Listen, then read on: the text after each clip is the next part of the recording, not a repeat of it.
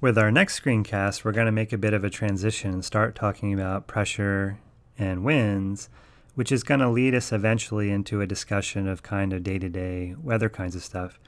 But before we do that, we've got one more item of business to take care of, and that's to talk about how clouds form. Now, I should be clear that when I say how clouds form, I don't so much mean the details of what's going on inside the cloud.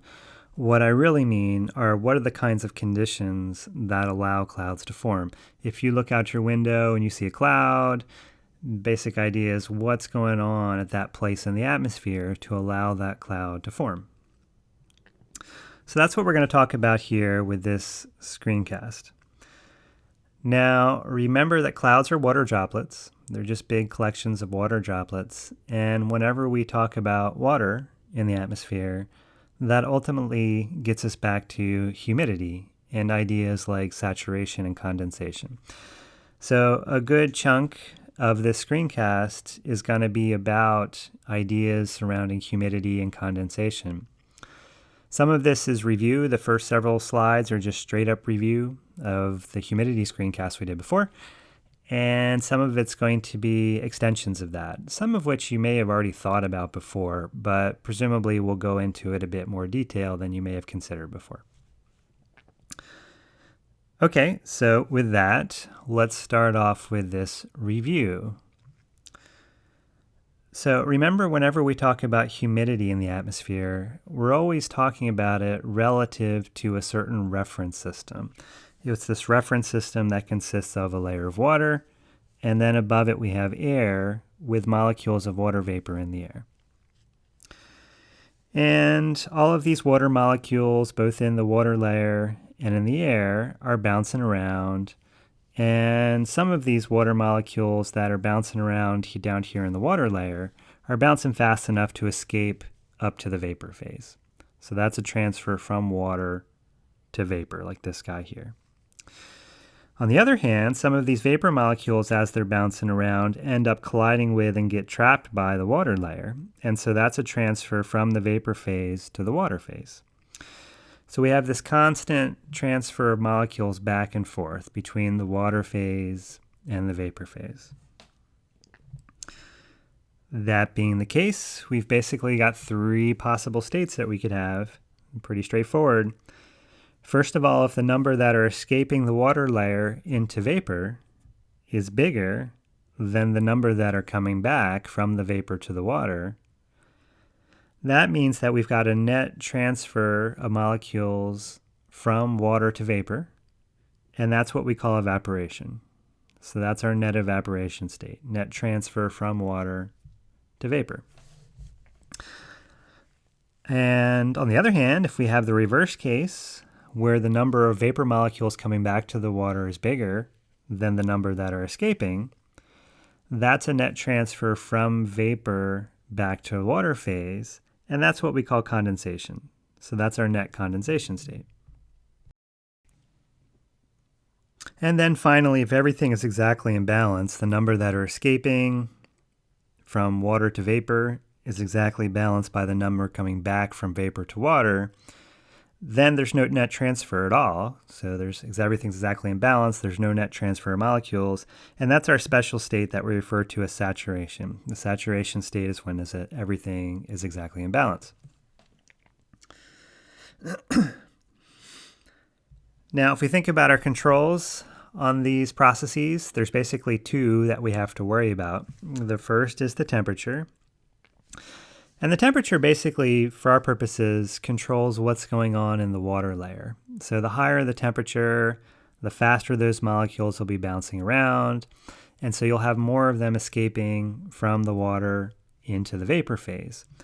So the temperature is then going to control the rate at which the molecules are leaving the water into the vapor phase. So it controls the escape of molecules to vapor. The idea being higher temperatures then mean more molecules are escaping into vapor. The second control we have to worry about is the vapor content. And here, so the idea is that for any given temperature at least, the number of molecules coming back from the vapor phase into the water is going to be controlled by how many vapor molecules there are. The more vapor molecules there are, i.e. the higher the vapor content, the more of them you'll have colliding with the water layer, which means a faster transfer from vapor to water. So higher vapor content means more molecules returning from the vapor back into the water. So we've got these two controls, temperature and vapor content, and basically whatever state we're in, or which of the states, the three possible states we're in, is going to be determined by the interplay between these two controls. The interplay between temperature determining how fast they escape into vapor, and vapor content determining how fast they go back into the water.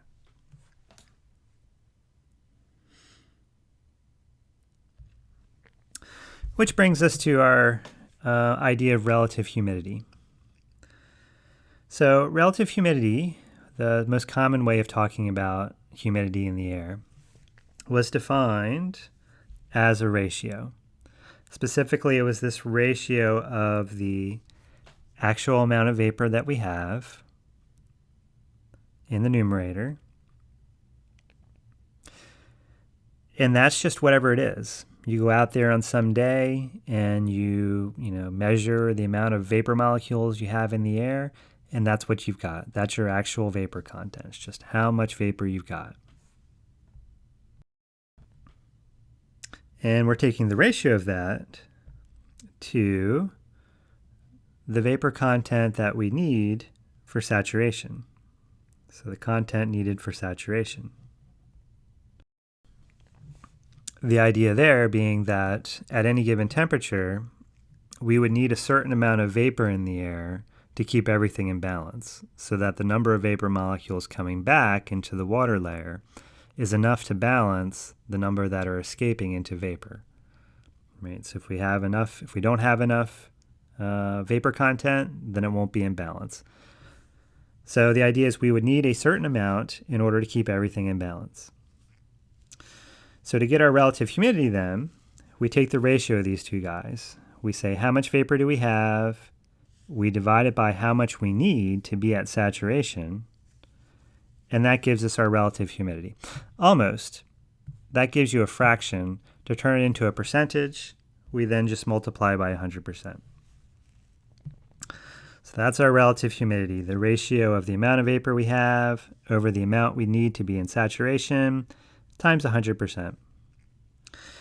And so basically, stated loosely, this is just measuring how close you are to saturation as a percentage. How close you are to having enough vapor to be saturated, to state it more precisely, as a percentage.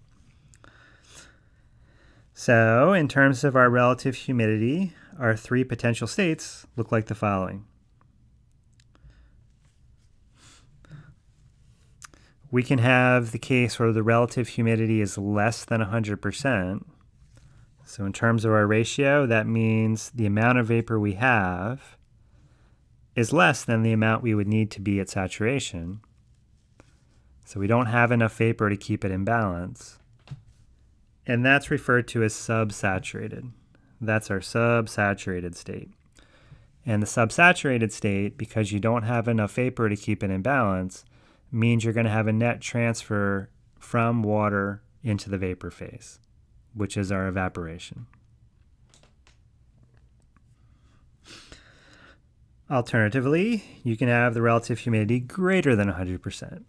In that case, you've got, looking at the ratio, the amount of vapor that we have is more than we need to keep it at saturation. So we've got more vapor than we need. And if you've got more vapor than you need to be at balance, that is supersaturated. Supersaturated. And of course, if you're supersaturated, you've got more vapor than you need to be at balance, which means the amount of vapor coming back into the water is going to be bigger than the amount escaping. So that's our condensation. We've got more vapor than we need, and so some of it condenses into the water phase. And then finally, if your relative humidity is 100%, that's telling you that the amount of vapor you have is exactly equal to the amount you need to be at saturation, and so you're at saturation. So that's our saturation state.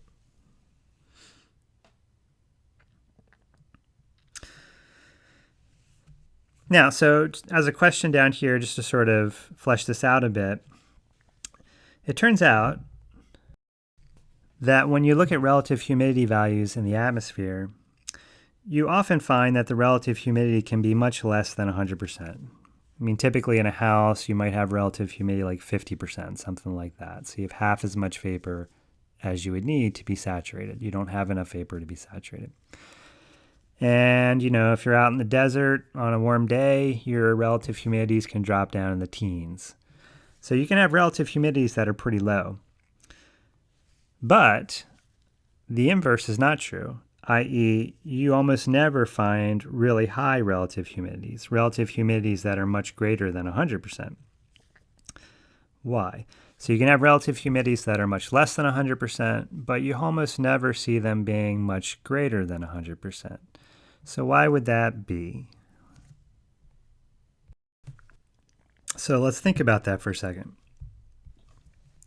If our relative humidity is much bigger than 100%, that's telling you that the amount of vapor you have is bigger than the amount needed for saturation. So you've got more vapor than you need, which means you're supersaturated. And when you're supersaturated, some of that water condenses.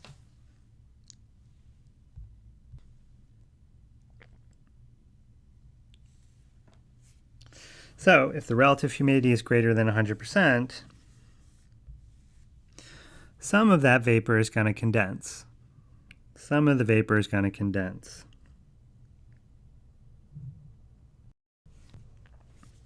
And once that vapor starts to condense, that's going to remove vapor molecules from the system because they're condensing into water.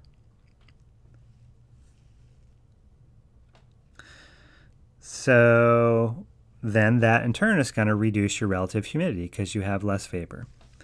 So when the relative humidity is really big, say you had a relative humidity of 150 or something like that, so you've got a lot more vapor than you need to be saturated, some of that vapor is going to start to condense into the water phase.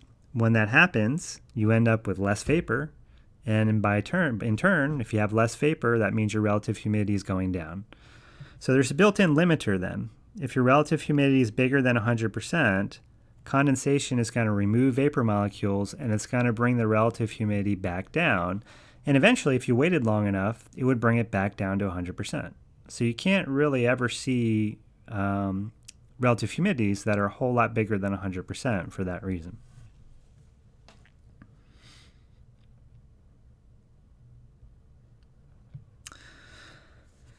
Okay, and then finally, this is something that we mentioned in the humidity screencast too, but keep in mind that when we're talking about cloud droplets can only exist if the air is saturated or supersaturated. That is, your relative humidity has to be at least 100% or greater. Because if that's not true, if the relative humidity is less than 100%, you don't have enough vapor to keep the droplet in balance, which means you're going to end up losing molecules from the droplet into the vapor phase, and so the droplet is just going to evaporate. And this actually happens all the time. We have droplets forming all around us all the time, just randomly, as molecules come together. But if the air is subsaturated, then those droplets just evaporate. And so they don't exist for a very long time.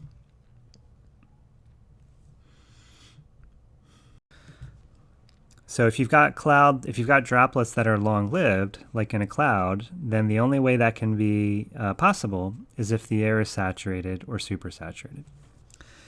Which raises a question, because most of the air around us, say the air in this room, the air outside my window, pretty much all the air around us is subsaturated. There's not enough vapor in that air to keep it at saturation, which is why we don't see water droplets around us. And in fact, the air that produces clouds is initially subsaturated. So the question is then, if we have air that's subsaturated, i.e. its relative humidity is less than 100%, then in order to form a cloud, we're going to have to bring that relative humidity up to 100% so that it's saturated. Right? You can only have a cloud if it's saturated. If you start off with air that's subsaturated, somehow you're going to have to bring it to saturation in order for a cloud to form. So how does that happen?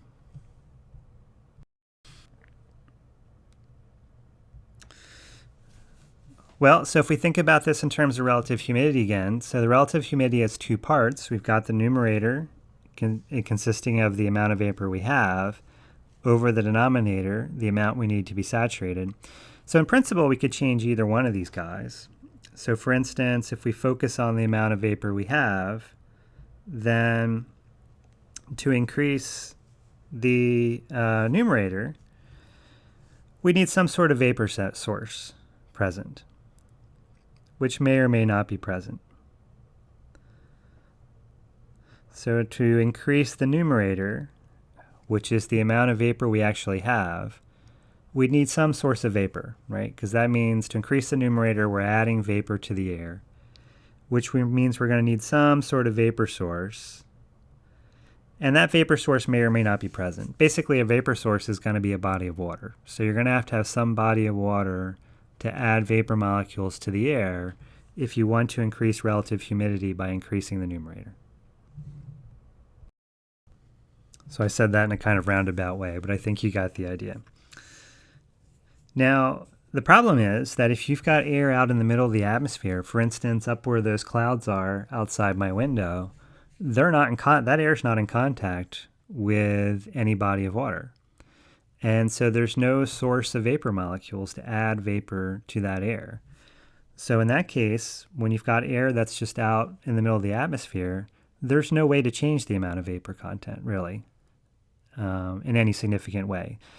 So under those conditions, we can consider the numerator here to be fixed. The amount of vapor in the air is fixed because we're not adding any vapor to it, and we're not taking vapor away from it. Which leaves us with our denominator, the amount of vapor we need for saturation. So what about that guy? What about the denominator? How might we change that?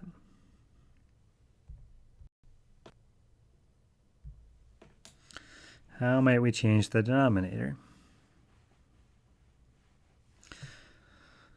So the numerator is generally fixed, at least under the conditions that we're going to consider now. The amount of vapor in the air is fixed. So in order to change the relative humidity, we're going to have to change how much we would need to be saturated. So how do we change that? Well, this was actually a question on the exam review, and I suspect that most of you guys managed to figure out that the way you would do it is you change the temperature. So let's suppose that we have two systems here. So two of these systems consisting of vapor and a water layer. One of them's warm, that's the red guy, and one of them's cold, that's the blue guy. And in the warm case, we've got a bunch of molecules bouncing around here. And the molecules are, because they're bouncing around faster because it's warm, the rate at which they are escaping into the vapor phase is big. Right? So we've got a bunch of molecules escaping into the vapor phase here. On the other hand, for this cold guy over here, those molecules are moving around more slowly because it's cold. So we've got fewer molecules that have enough energy to escape into the vapor phase. So the transfer of molecules into the vapor phase is much smaller. If we then think about what it's going to take to keep these two things at saturation, well, the warm system's got a whole bunch of molecules going into the vapor phase.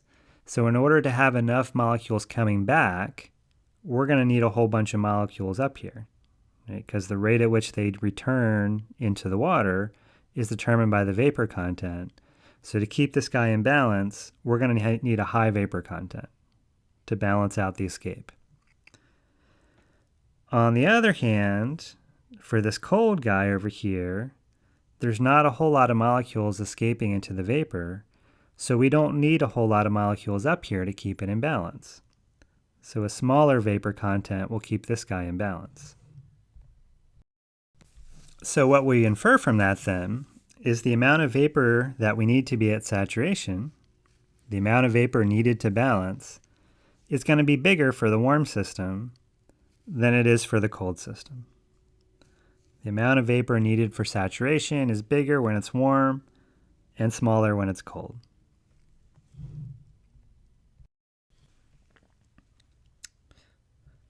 Ergo, the amount of vapor needed for saturation, which remember was our denominator, is a function of temperature.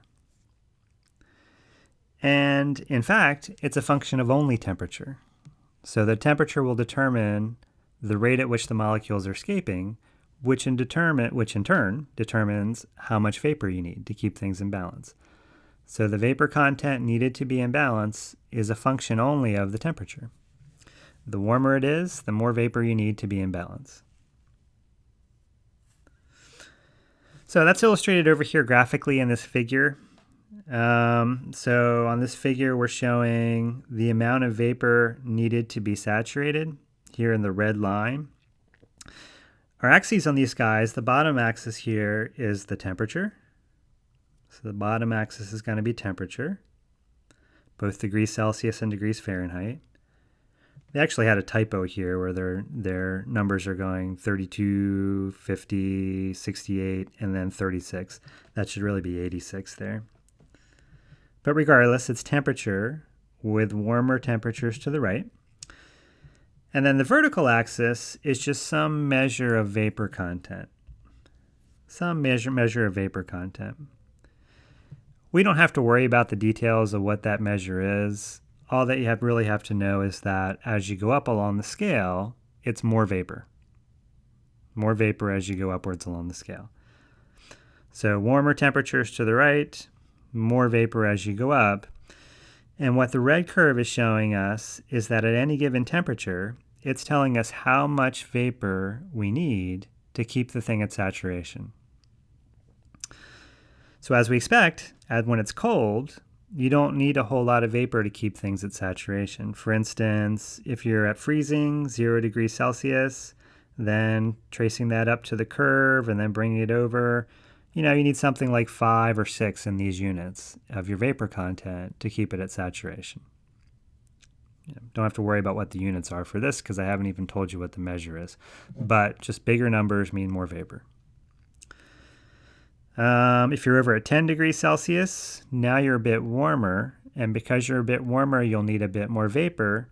And so there, at saturation, to keep it at saturation, you need something like 12. By the time you get over to 30 degrees Celsius, so that's about 86 degrees Fahrenheit, then you're much warmer in that case. And so you're going to need a lot more vapor to keep it at balance. And so your saturation vapor content here is this guy way up here, which is like, 43, 44. So the warmer it is, the more vapor you need to be saturated. We often summarize this by saying simply that, you may have heard this before, that warmer air holds more water vapor. Warmer air holds more water vapor. And what you mean by that, sort of the subtext here, is that when you're at saturation, right? So if you're at saturation, the warmer air will have more water vapor in it than the colder air will. So the warmer air holds more water vapor at saturation. Now, a couple of things about this figure. One is sort of foreshadowing to stuff later. Remember, this is the denominator in our relative humidity. It's the amount of vapor we need to be saturated. The actual amount of vapor that we have can be bigger or less than that. So for instance, let's suppose we have a system at 30 degrees. We'll do the dotted line here.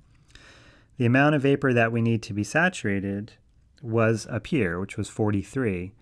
But the amount of vapor we actually have might be less than that. So the amount of vapor we actually have might be right here, for instance, which is, say, 20. And so if you're at this point, if this is the actual amount of vapor you have, then what this chart is telling you is that you need about twice that much in order to be saturated. And so your relative humidity is going to be like 50% in that case. On the other hand, if you have vapor up here, the amount of vapor you have is above this line. That means you have more vapor than you need to be saturated, and in that case, you're supersaturated, and your relative humidity will be bigger than 100%. So if your vapor measurement is below this curve at a given temperature, your relative humidity is less than 100%. If it's above this curve, your relative humidity is greater than 100%. The other thing I should point out about this figure is that there's this little inset here, which shows a close-up of temperatures running across the top here from, what is that, minus something. It's hidden in my thing here. Minus 15. From minus 15 up to 0. So these are temperatures below freezing. And what this inset is showing is the situation where instead of having a layer of water with vapor above it, you have a layer of ice with vapor above it. And you can do the same kind of argument that you do with water. If you have a layer of ice, some fraction of those water molecules in the ice will be escaping, and so you need a certain amount of vapor to keep it in balance. And it turns out the amount of vapor that you need for ice is actually less than the amount you need for water at a given temperature. You need less vapor to keep a system with ice in balance than a system with water in balance. So in other words, in order to keep a droplet in balance, you need more vapor than to keep a snowflake in balance. This turns out to be important for cloud formation. I'm not going to get into it in detail here because we probably won't have time to talk about this. But it's in the text, so if you're interested in this idea of the vapor being in balance with ice instead of water, then you can check it out in the text and see what that means in terms of formation of ice crystals and snowflakes.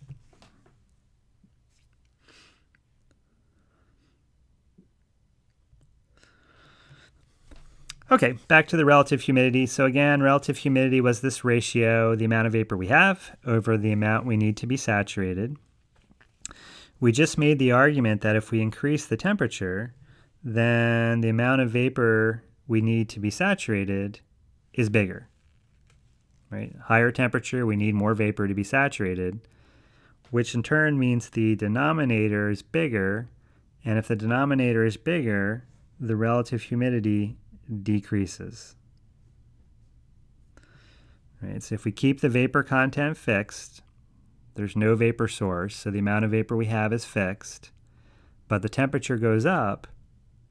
When the temperature goes up, we need more vapor to be saturated, which means the denominator gets bigger, which means relative humidity goes down. Relative humidity goes down. On the other hand, if we decrease the temperature, then the amount of vapor we need for saturation goes down. Right? If it's colder, we don't need as much vapor to be saturated, which means the denominator gets smaller. The amount of vapor for saturation when it's cold is smaller. And in that case, relative humidity goes up. Relative humidity increases. So what we can infer from that then is that the relative humidity and the temperature are inversely related. They're inversely related, meaning that when temperature goes up, relative humidity goes down, and vice versa, because the denominator here changes. The amount of vapor needed for saturation changes.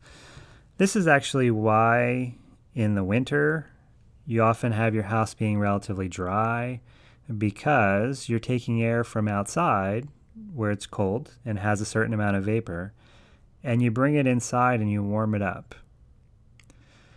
Now, when you bring it inside, typically, unless you have some special thing in your HVAC system, you're not going to change the amount of vapor you have, right? It's the same air, has the same amount of vapor. So the numerator stays fixed, but you warm it up. And when you warm it up, the amount of vapor to be saturated goes up. You would need more vapor to keep it saturated. And so as a result, your ratio gets smaller, your humidity gets smaller. Another way to say the same thing is because we now need more vapor to be saturated, we're now further from saturation because our amount of vapor stayed the same, but the amount we need to be saturated got bigger. So we got further from saturation, which means our relative humidity went down. And so it gets drier. And so that's why it's typically dry in your house in the middle of the winter. Unless you have a humidifier, of course. And that gives you a vapor source, which would change the numerator. In any case, so it might be helpful to think of this sort of graphically here. Let's suppose that we've got a relative humidity gauge of some sort. We've got some instrument that's measuring our relative humidity, and it's got a gauge here running from relative humidity of 100%, so saturation on one side, to relative humidity of 0% on the other. And we come in and we make some measurement, say in our house. And that measurement tells us how much vapor we have. And typically the air in our house is going to be subsaturated. There's not enough vapor to keep it in balance. And so we end up with some measurement here in between. Some relative humidity less than 100%. So we'll say that's our current relative humidity. So I guess in this case it's about 60%, something like that. And I'm going to extend that upwards just a little bit just to illustrate where it is. And then let's say we take that air that we just measured the relative humidity and we warm it up or cool it down without changing its vapor content. So the numerator stays fixed. As we warm it up, we need more vapor for saturation. So the denominator gets bigger. Oh, where am I? Denominator gets bigger. And so as a result, relative humidity decreases, which in terms of our gauge means that if we warm it up here, increasing temperatures, then the needle on our gauge is going to slide to the left towards lower relative humidity. We warm it up, it gets drier. And then, of course, inversely, if we cool it down, then the amount of vapor we need is smaller, which makes the relative humidity bigger. And so decreasing temperatures will tend to make the relative humidity needle slide to the right. It makes it more humid. So warming it up makes it less humid. Cooling it down makes it more humid in terms of relative humidity. And of course, if we continue that experiment and continue to cool the air, so its relative humidity is going up and up and up and up, eventually if we cool it enough, then we'll actually hit 100%. And when that happens, we're at saturation. So that then is the answer to our question of how we're going to take subsaturated air and make it saturated without adding vapor. The way you do it is you cool it down. So if you decrease the temperature far enough, eventually you hit saturation. You hit 100%.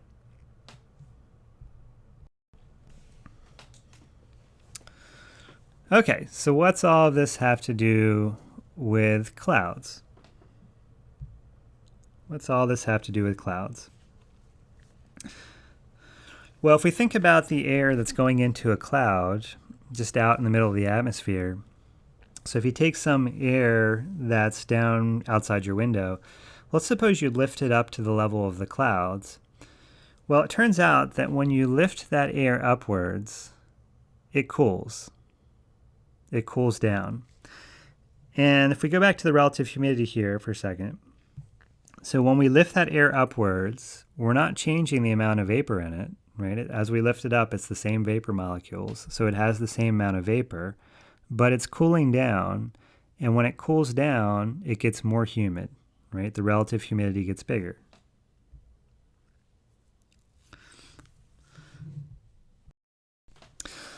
So let me flesh that out just a little bit more because I jumped ahead a little bit. So as we lift the air upwards, it cools down. Let me just state why that is first. We'll actually see this idea again later, but let's at least introduce the idea here. So let's suppose that we've got some air down here at some level near the ground, say, but it's away from any source of vapor. And we take that air and we lift it up. So we're taking that air down there near the ground and we're lifting it up. Now, if you remember how pressure works in the atmosphere, pressure is higher down low, and as you go upwards, the pressure decreases. So as this guy rises through the atmosphere, it's going from higher pressure down low to lower pressure up above.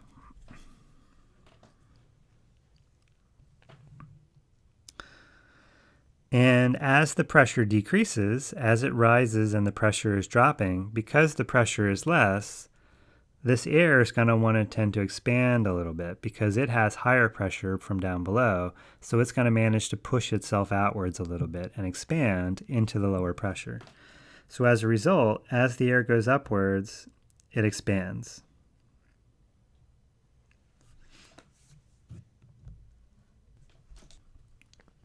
So as illustrated by making the box here a little bit bigger. It started down here, it was small. As it rose into lower pressure, it expanded into that lower pressure.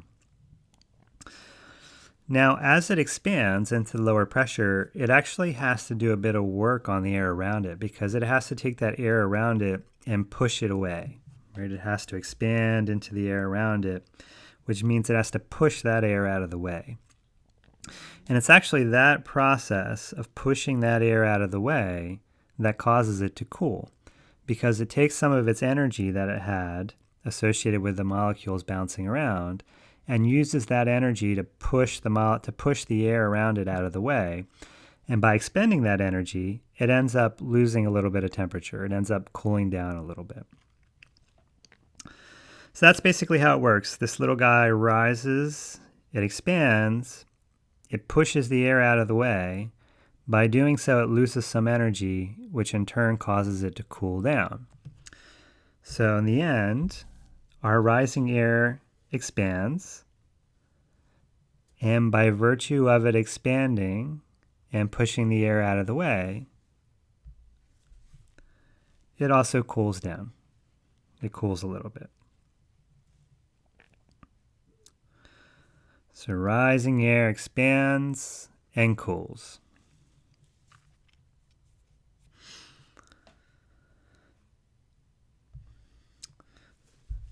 So that's how it works then. When you see rising air, that air is cooling as it rises. And if we go back to our argument on the last slide, as the air cools without changing its vapor content, the relative humidity goes up. As it cools, it gets more humid.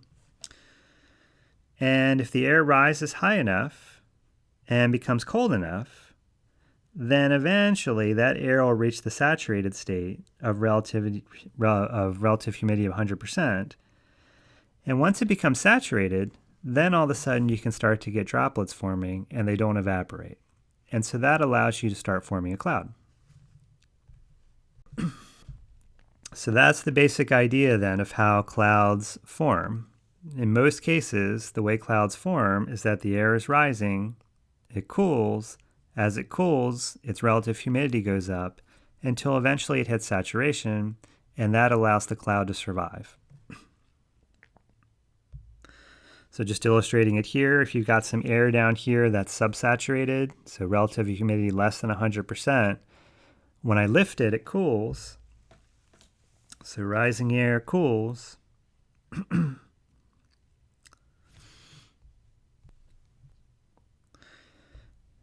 And if it cools enough, we'll reach saturation. So if it cools enough, the relative humidity will hit 100% and we'll be at saturation, and that allows a cloud to form. So allowing clouds to form. So that's the basic process then. When you look out your window and you see clouds, most of the time what's going on is that air is rising. As it's rising, it's cooling. When it hits saturation, then the cloud forms. That's where the cloud will form.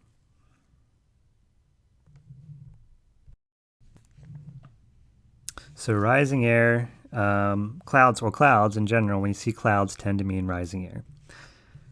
Now, it's not always vice versa, because in addition to the air rising and cooling, it also has to have enough vapor to allow droplets to form, right? The less vapor you have, the more you'll have to cool to reach saturation, and you may never reach saturation. So it has to have enough vapor to allow it to reach saturation at some point. But as long as you've got air that's got enough vapor in it, if you lift it enough, you'll hit saturation, and then a cloud will form. So wherever you see clouds, think rising air, because that's what's going on.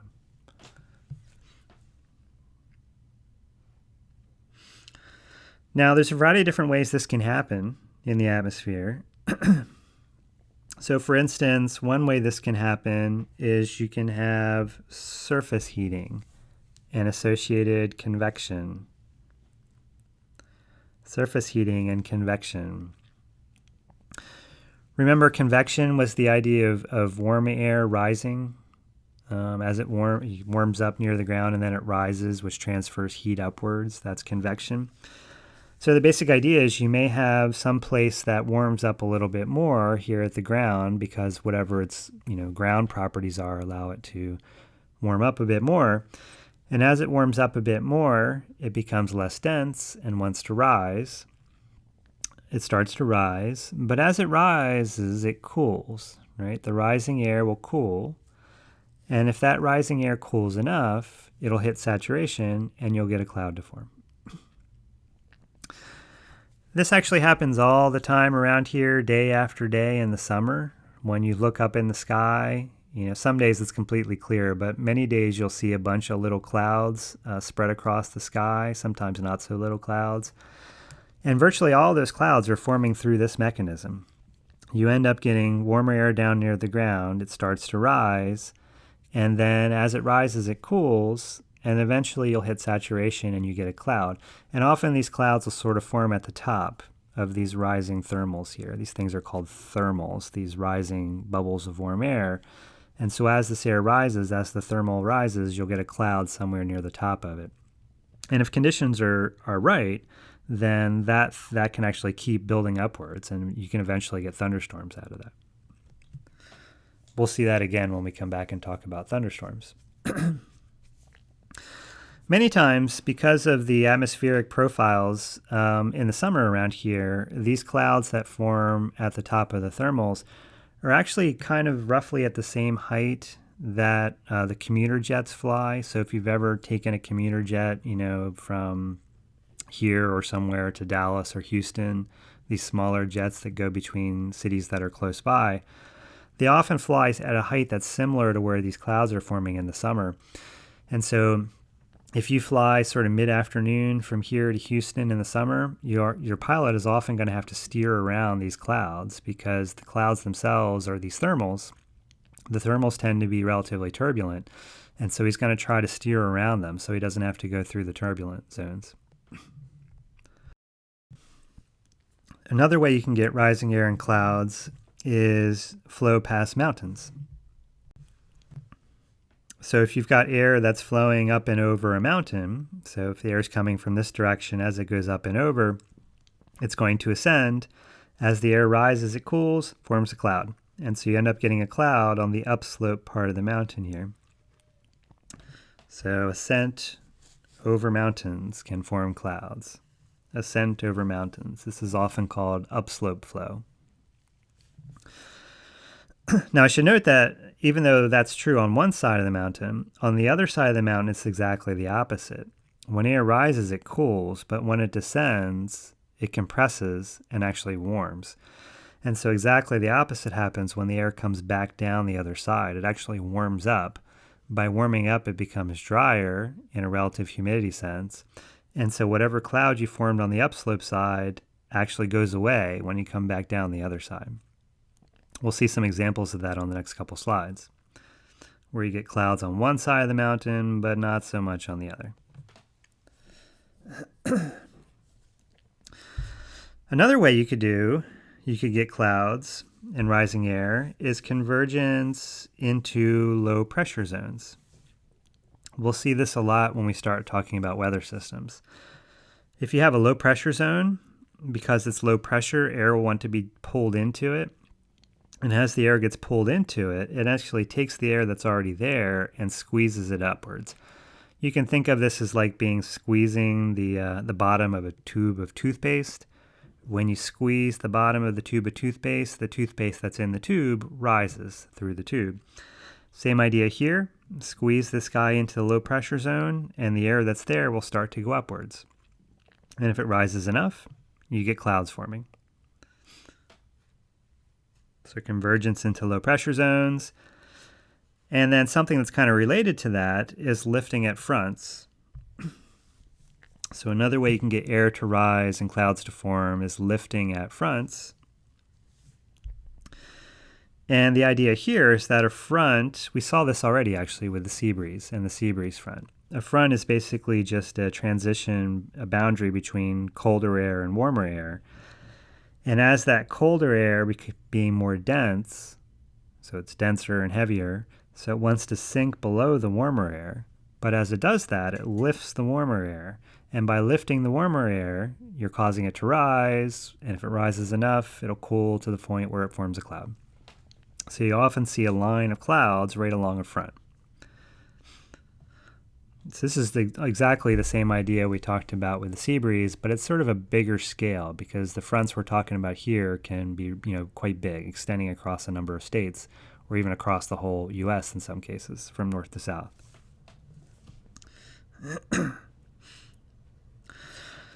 Okay, we'll see all of these things as we move ahead, except really the upslope flow. We won't talk a lot about the upslope flow, so maybe I'll just show a couple examples of flow over mountains here so you can get an idea what that looks like. So this is an example showing flow over, I think, sort of the north-central part of California here, with the Pacific Ocean on the left, and then going inland to the right, and actually Nevada over here on the right-hand side. And as you come in off of the coast, there's actually several different little mountain ranges. There's a couple little mountain ranges near the coast here. They're called the Coastal Range or Coast Mountains or something like that. And then you've got the Sierra Nevadas, which are a much bigger mountain range further inland. And the dominant flow, for reasons we'll see later, in this region is going to be off of the Pacific. It's not every day, but the dominant flow is going to be off the Pacific towards the west. So as that air comes off the Pacific, it has quite a bit of vapor associated with it, but typically it's not saturated. It just has a lot of vapor in it, but not enough to be saturated.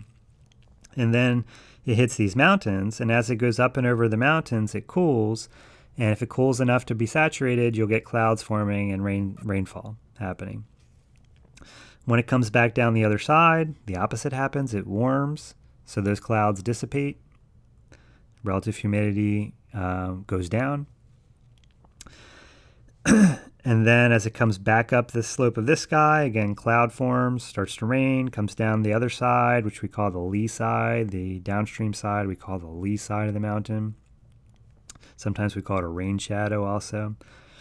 As it comes down the lee side, gets drier because it warms up.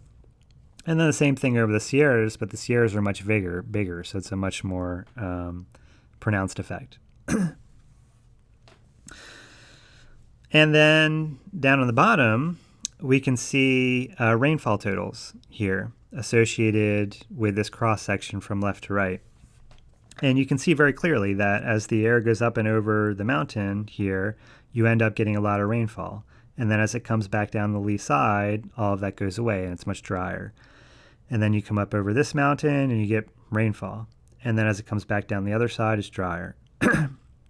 Sierra Nevada is the same thing, but much more pronounced because they're much bigger. So as it comes up and over the Sierra Nevadas, a lot of the water condenses into clouds and you get rainfall. And when you come back down the lee side, again, it gets drier.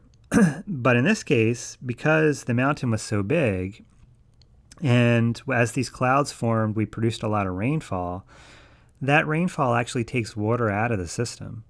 So we've actually managed to reduce the amount of vapor in the air by taking water out of the system in the form of rain. So when it comes back down the lee side and warms up and gets drier, it ends up being really dry because not only have we warmed it up, we also took away most of the vapor content in the form of rain. And so on the back side over here, then it's basically, a desert. It barely rains at all on the back side of the Sierra Nevadas. Another example here is Washington State. I used to live in Washington State, and you can see this very clearly in the rainfall patterns. So this figure is showing rain distributions in inches per year, with red values being dry areas and, greens, blues, purples being rainy areas.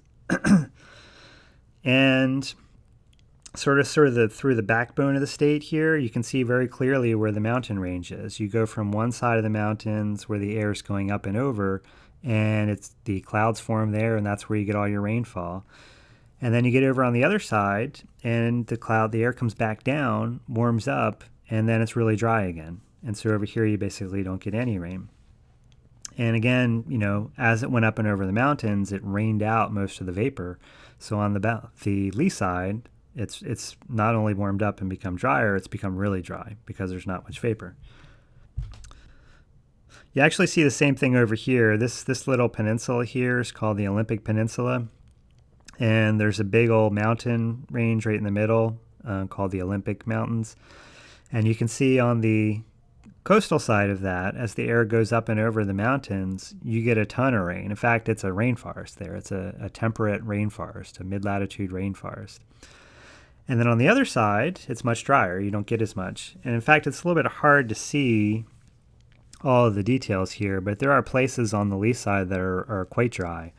There's a town called Sequim over here that gets like 16 inches of rain a year, which is about the same as Los Angeles, for instance, which is a pretty dry place.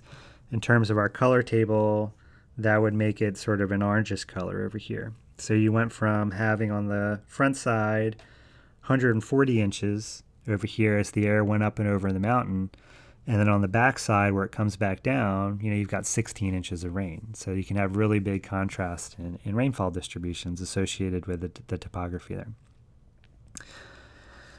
Okay, so that's enough for now on rainfall or clouds, how clouds form. And with the next screencast, we're going to shift gears a little bit and start talking about pressure and winds.